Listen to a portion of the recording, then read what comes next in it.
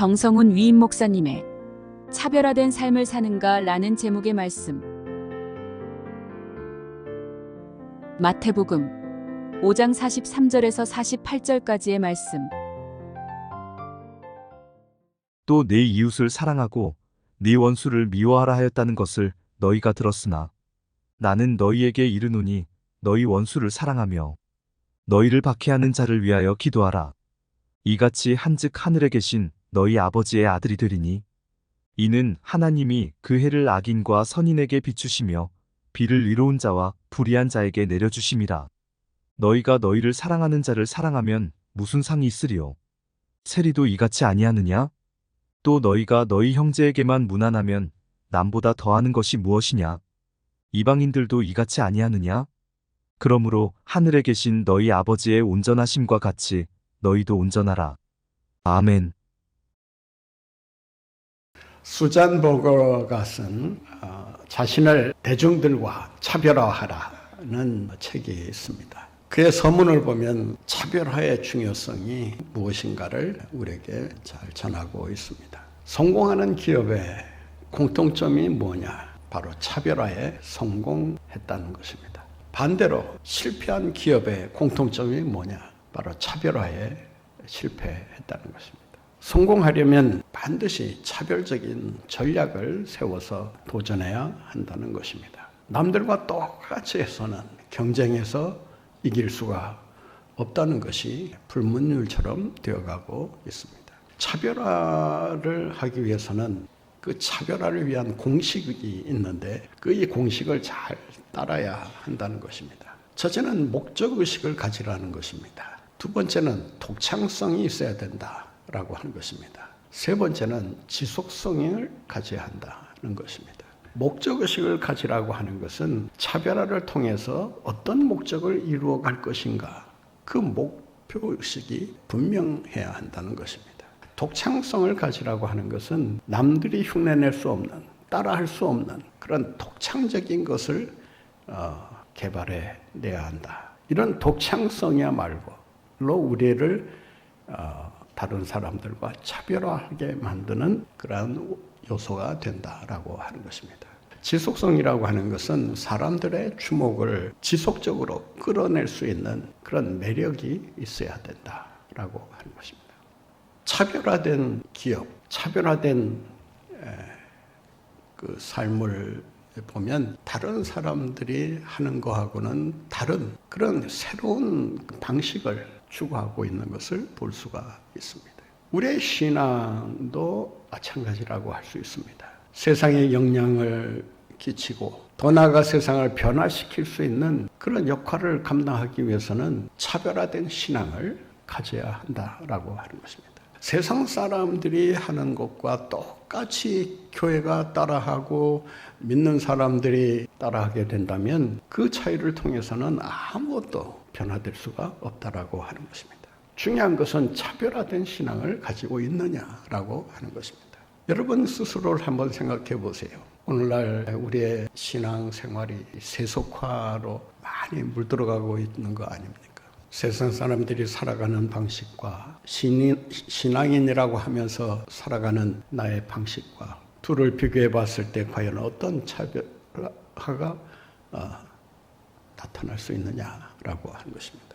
차별화된 신앙을 가져야 하는 이유가 있습니다. 그것은 예수님께서 원하시는 삶이 바로 차별화된 삶이기 때문입니다. 오늘 본문 말씀을 보면 예수님께서 이 짧은 구절 속에서 남들과 달라야 한다. 믿는 사람이라면 세상 사람들과는 다른 방식으로 살아가야 된다라고 하는 것을 거듭해서 강조하고 있습니다. 본 말씀 43절, 44절을 보면 이런 말씀을 하십니다.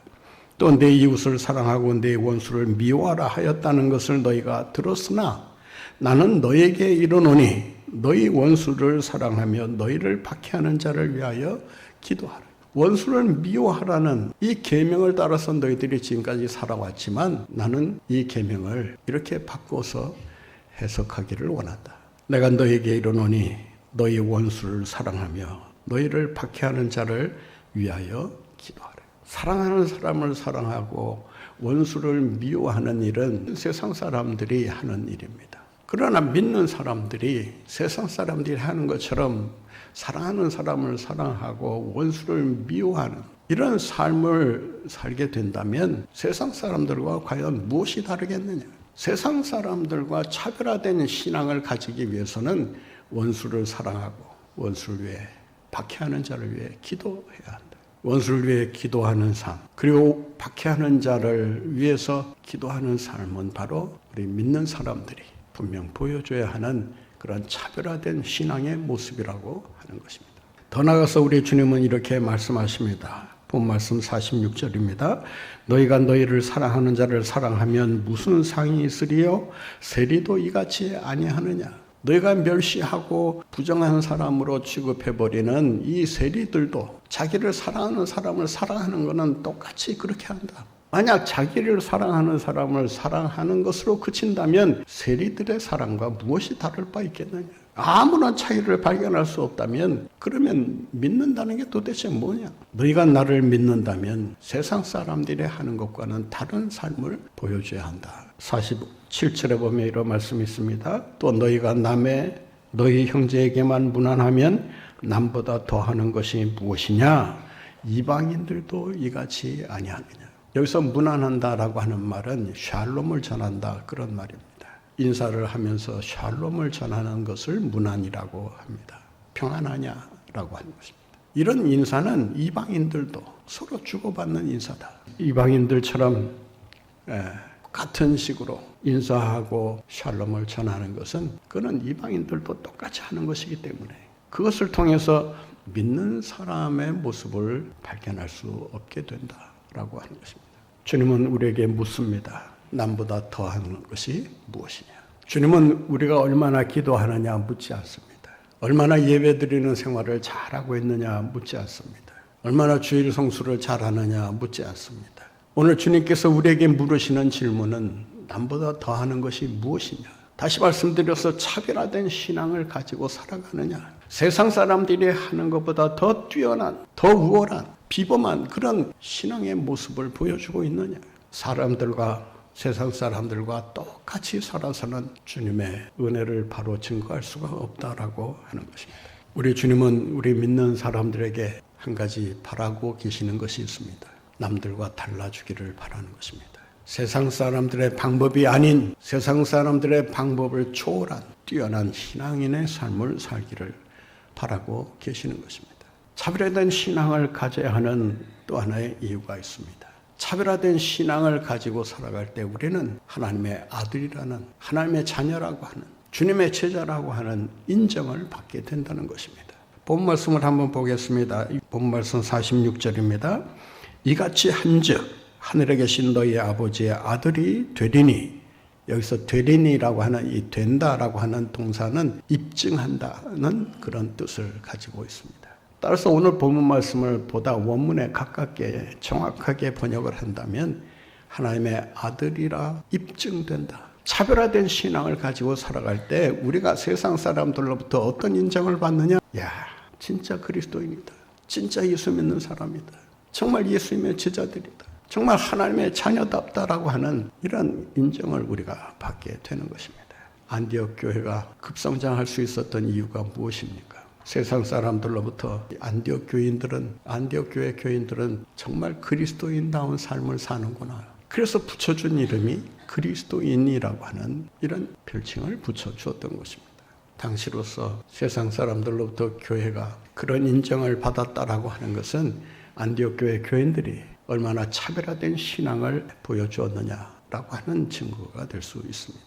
오늘 한국 교회가 부흥할 수 있는 유일한 길이 있다면 세상 사람들로 하여금 그리스도인답다. 정말 하나님의 자녀답다. 우리 한 사람 한 사람이 하나님의 아들이라는 이런 사실을 입증받을 수만 있다면 교회는 세상으로부터 존경을 받고 인정을 받게 될 것입니다. 안타까운 것은 이런 인정을 교회가 받지 못하고 있다는 것입니다. 차별화된 신앙을 보여주기는커녕 오히려 점점 세속화되어가며 세상과 거의 비슷한, 아니 어쩌면 세상보다 더 세속화된 그런 신앙인의 모습을 우리가 보여주고 있는 것은 아닐까. 우리 스스로로 돌아봐야 할 것입니다.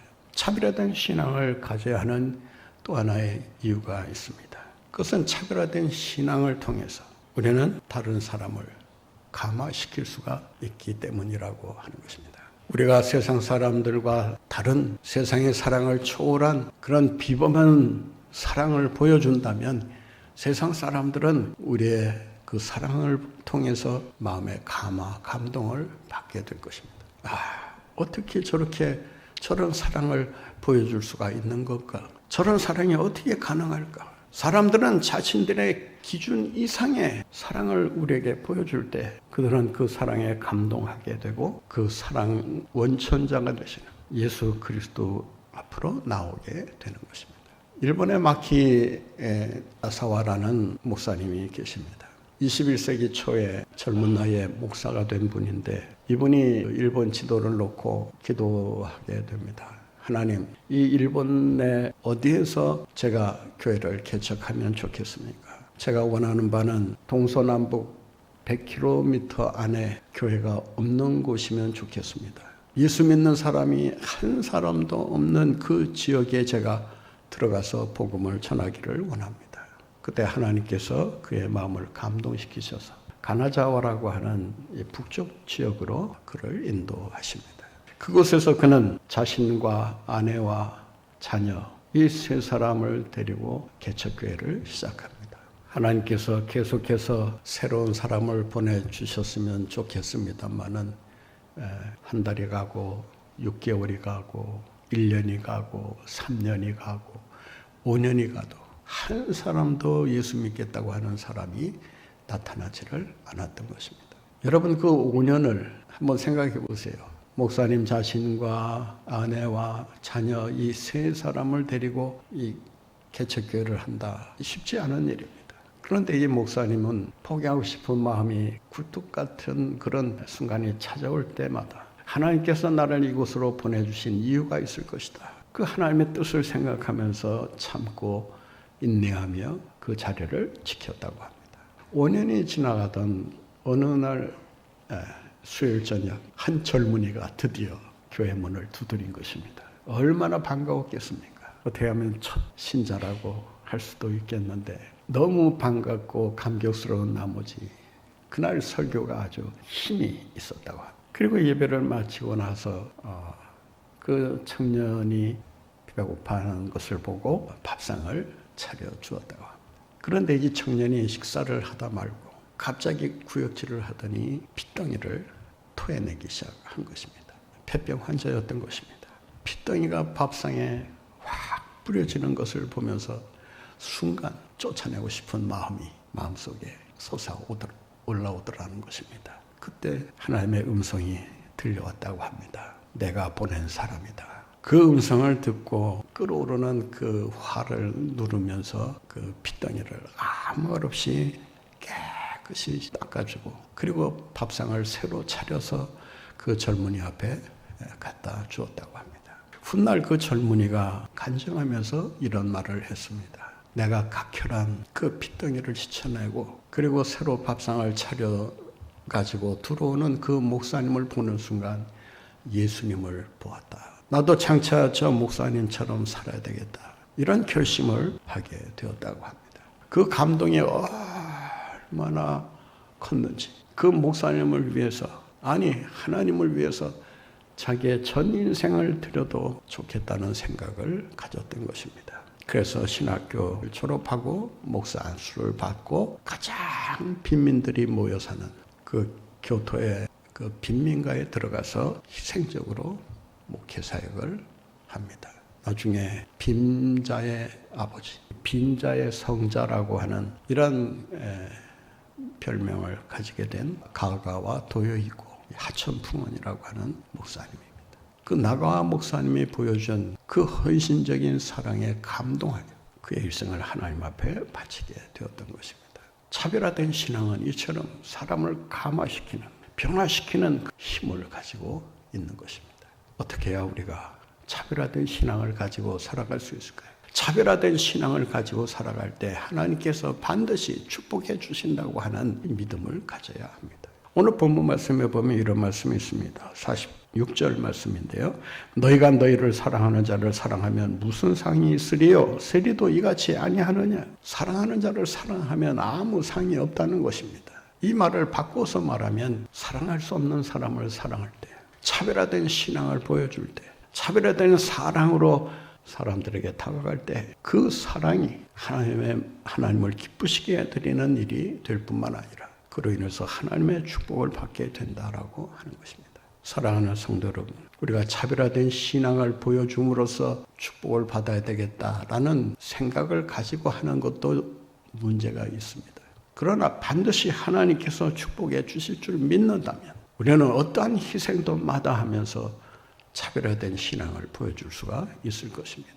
여러분, 하나님께서 반드시 차별된 신앙을 가지고 사는 사람들을 지켜보실 뿐만 아니라 그들의 삶을 기뻐하시고 반드시 축복하신다는 것을 기억하고 차별화된 신앙으로 주님의 영광을 나타내며 살아가시는 여러분들 모두가 되시기를 바랍니다. 어떻게 해야 우리가 차별화된 신앙을 가지고 살아갈 수 있을까요? 하나님 앞에서 구별된 삶을 살아야 합니다. 차별화된 신앙이라고 하는 것은 세상 사람들과 구별된 삶을 통해서 나타나게 됩니다. 자크 엘룰이라고 하는 분이 쓴 세상 속의 그리스도인이라는 작은 책이 있습니다. 그 책에서 그는 이런 말을 합니다. 그리스도인은 세상에 영향력을 주는 사람이어야 한다. 세상 사람들과 똑같이 살아서는 세상을 결코 변화시킬 수 없을 것이다. 자기의 신앙을 이 세상 속에서 실천하는 사람만이 이 세상을 변화시킬 수가 있다라고 하는 것입니다. 세상 속에 살아가면서 세상과 짝하지 않는, 세속화에 물들지 않고 구별된 삶을 통해서 진정한 그리스도인의 삶이 무엇인가를 보여줄 때 차별화된 신앙을 통해 하나님의 뜻을 이 땅에 나타낼 수가 있다라고 하는 것입니다. 구별된 신앙을 가지고 사는 삶이야말로 차별화된 신앙이라는 것을 기억하시고 이 세상을 살아가는 신앙인들이 한 가지 기억해야 할 것은 어디에서 무엇을 하든 세상 사람들과 과연 차별화된 것이 무엇일까? 내가 신앙인이라고 하면서 세상 사람들에게 보여줄 수 있는 차별화된 신앙의 모습은 무엇일까? 교회가 세상으로부터 존경받는 길은 다른 거 없습니다. 세상 사람들이 하지 못하는 사랑을 보여주고 겸손을 보여주고 의로움을 보여줄 때 세상 사람들은 차별화된 신앙을 통해서 새로운 변화를 모색하게 된다는 것입니다. 우리가 주님의 그 차별화된 그 신앙의 삶을 본받을 때 우리는 우리의 차별화된 신앙을 통해서 세상을 변화시켜 나갈 수가 있습니다. 오늘 본문 말씀에 보면 예수님께서 하나님이 가지고 계시는 사랑의 크기와 그 사랑의 깊이와 그 사랑의 넓이가 얼마나 크고 넓고 깊은가를 보여줍니다. 그 말씀을 우리가 45절에서 찾아볼 수가 있는데요. 같이 읽겠습니다. 이같이 한즉 하늘에 계신 너희 아버지의 아들이 되리니 이는 하나님이 그 해를 악인과 선인에게 비추시며 비를 의로운 자와 불의한 자에게 내려주심이라. 여러분, 하나님이 얼마나 은혜로우신지, 얼마나 자비로우신지, 얼마나 그 사랑이 크신지 악인에게도 선인에게도 똑같이 햇빛을 비춰주시고 똑같이 비를 내려주신다는 것입니다. 주님이 우리에게 보여주신 그 사랑을 우리가 실천할 수만 있다면 우리는 예수 그리스도를 본받는 삶을 통해서 차별화된 신앙을 나타낼 수가 있는 것입니다. 오늘 본 말씀 48절에 보면 이런 말씀이 있습니다. 그러므로 하늘에 계신 너희 아버지의 온전하신 것 같이 너희도 온전하라. 여기서 온전하다라고 하는 말은 도덕적으로 완전하다는 의미가 아닙니다. 하나님의 지배 아래 살고 있는지, 하나님의 뜻에 전적으로 순종하며 살고 있는지, 그러한 삶을 실천할 때 온전한 삶을 우리가 살아갈 수가 있다라고 하는 것입니다. 사랑하는 성도 여러분, 주님은 차별화된 신앙을 원하고 계십니다. 믿는 사람들이 세상과 구별되지 않은 그러한 모습을 보여준다면 교회는 점점 영향력을 잃어버리고 사멸의 길로 접어들게 될 것입니다. 교회가 사는 일, 하나님께 영광을 나타낼 수 있는 길은 오직 하나, 차별화된 신앙을 가지는 것입니다. 차별화된 신앙으로 이 세상을 변화시키고 하나님의 영광을 나타내며 살아가시는 여러분들 모두가 되시기를 간절히 바랍니다.